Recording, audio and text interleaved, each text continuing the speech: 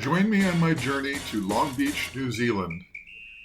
Hello and welcome to the Sailing My Magic channel. My name is Duke and I am sailing Magic, my 2015 Lagoon catamaran around the world.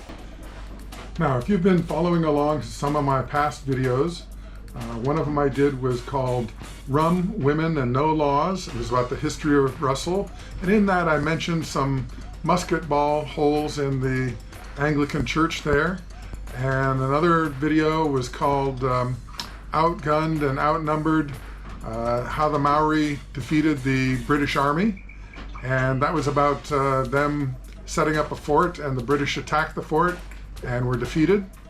But this is in part going to tie those two histories together.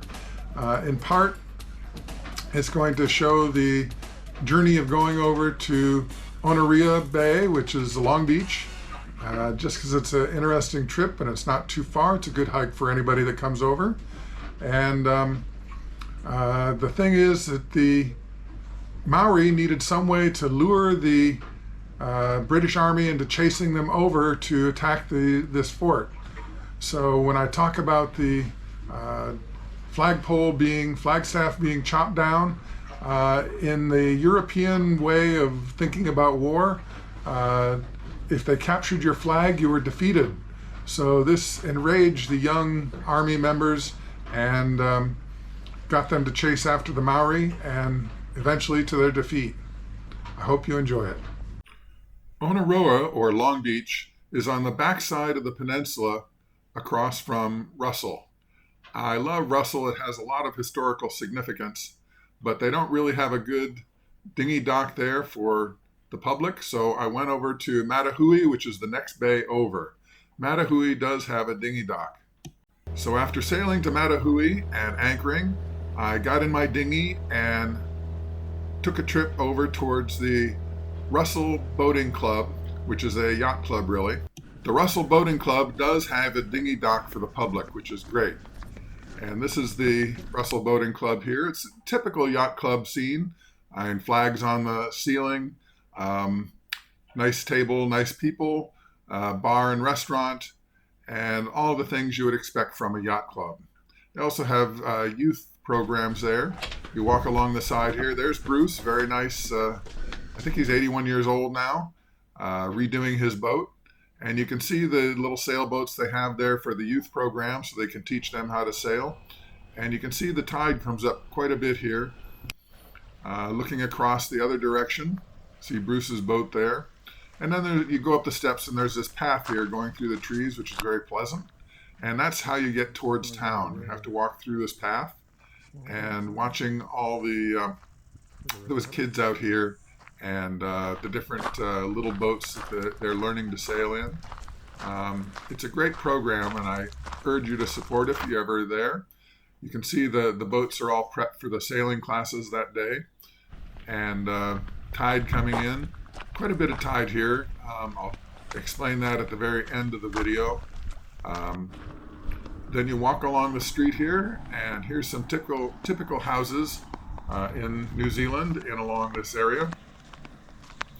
The road is about half mile to get into town. I loved this mailbox as I went by. It's made out of a propane canister and a tea kettle, among other metal bits. Some more of the town walking by, and you can see that the people generally have very well kept houses and nice landscaping. It rains a fair amount in New Zealand, so everything stays green pretty much all the time. That's the Fritter Shack up on the right there. It's a trailer, but they cook up burgers and stuff. Here's the fire station. So that's all along the same road going towards town. Nice modern fire station.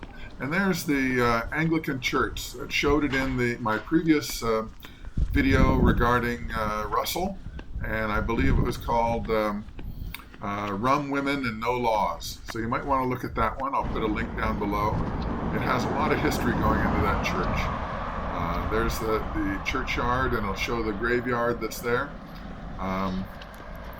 Interesting thing about this is there's some history. Now, this is one of the Maori who was on the side of the British during the 1845 musket wars.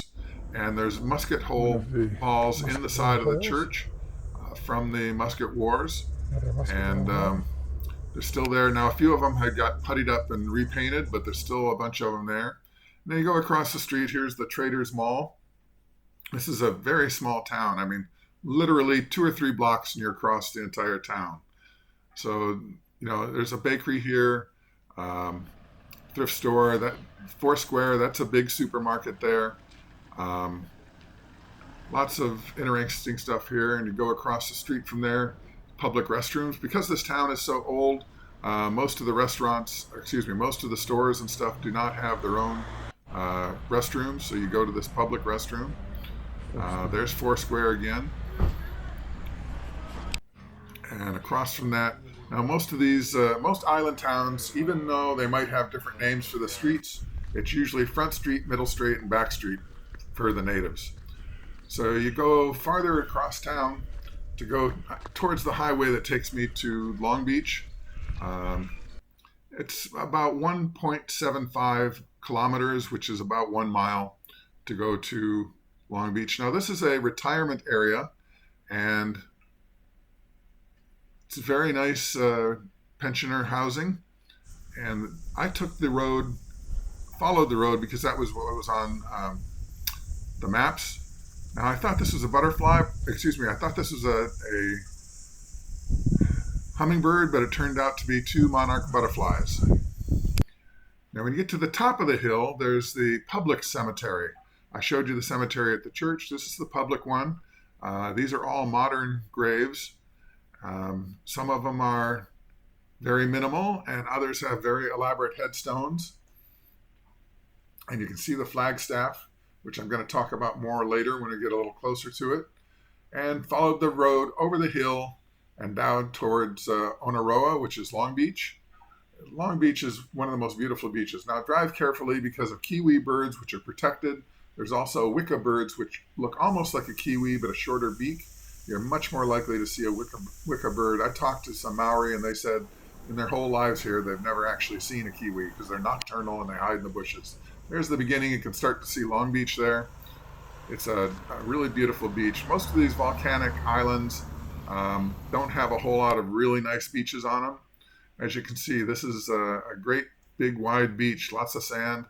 This is the only business that's over there. It's the coffee cart. Long Beach coffee Um, cart. it's just a one-man trailer, but they do a really good job on their coffee, and they do lots of different types. Whether it's a latte or a flat white or whatever you want, espresso.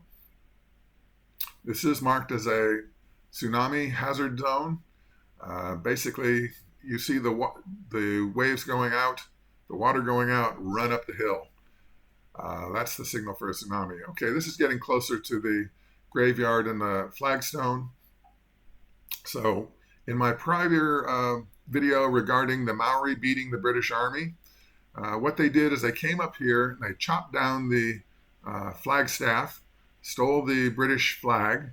Now, you notice the bottom of this flagstaff is now encased about 4 or 5 feet high in concrete, so nobody can chop it down again. Now, there was a third video that I did about the one of the mission houses, and it has the flag and the Maori's flag that they both preserved. When they flew the British flag over the Maori fort, they flew it upside down, which is a sign of distress for the British.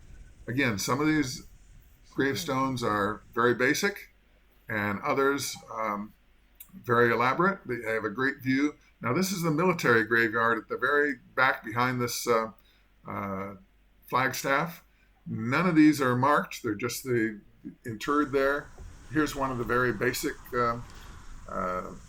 graves there, just handwritten in ink or pen or paint. And here's one of the elaborate ones. This is the one that was engraved on both the front and the back. So what I didn't know when I went up there by that pensioners sign, there's a path that goes much lower. So I didn't have to go all the way up and over the hill to get to Onaroa. There's this beautiful path. It's well maintained. It's much cooler. You're out of the sun. The sun in New Zealand can be quite hard, painful. And this is just a beautiful path going through here. I got cell reception when I was along here also, probably because of the pensioners group that's over there. Had a very pleasant walk through here. And when you get through that, you can see at the bottom there's the Russell Bay, just faintly in the distance. Great view. Took some paths some more to get to the top of that.